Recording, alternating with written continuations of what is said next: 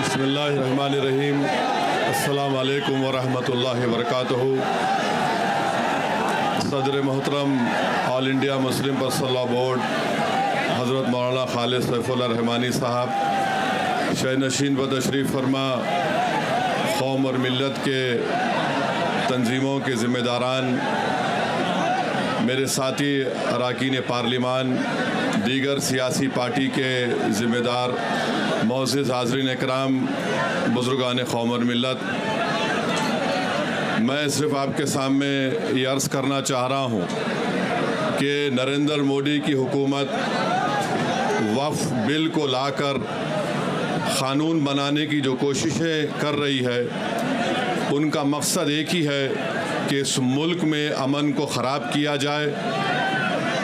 वज़ीर आज़म का मकसद एक ही है कि मस्जिद और मंदिर के नाम पर आवाम हमेशा लड़ते रहे, और उस बिल का मकसद ये नहीं है कि वक्फ़ की जायदादों को मजबूत किया जाए या उनकी हिफाजत की जाए।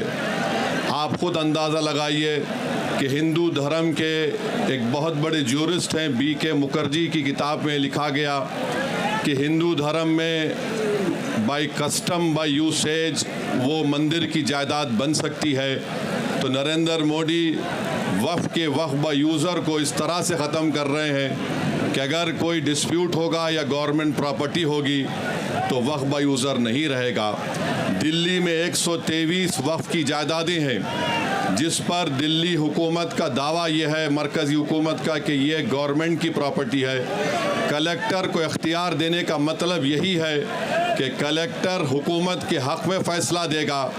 जिस मस्जिद के इमाम हमारे भाई मौलाना मोहिबुल्लाह नदवी साहब हैं, वहाँ पर मरकज़ी हुकूमत कहती है कि वो गवर्नमेंट की प्रॉपर्टी है। अगर कल खुदा ना खास्ता ये क़ानून बनेगा तो कोई भी जाकर मरकज़ी हुकूमत की तरफ से, दिल्ली सरकार की तरफ से वहाँ पर एक नोटिस लगा देगा कि ये वक्फ़ की प्रॉपर्टी नहीं है। हिबा को निकाल रहे हैं, ट्रांसफ़र ऑफ प्रॉपर्टी में हिबा है, मगर कोई गिफ्ट नहीं कर सकता वक्फ़ की जायदाद को। नरेंद्र मोदी आजकल भारत के हमारे फजीलतुल शेख बने हुए हैं और ये बता रहे हैं कि अगर कोई मुसलमान होता है तो उसको 5 साल तक वो वक्फ़ को नहीं दे सकता है। ये कहाँ से इनको मालूम हुआ? कौन सी फ़िक़्ह ये की किताब में लिखा गया? तो इनका मकसद एक ही है कि भारत के मुसलमानों से उनकी सियासी और मजहबी शनाख्त को छीन लिया जाए।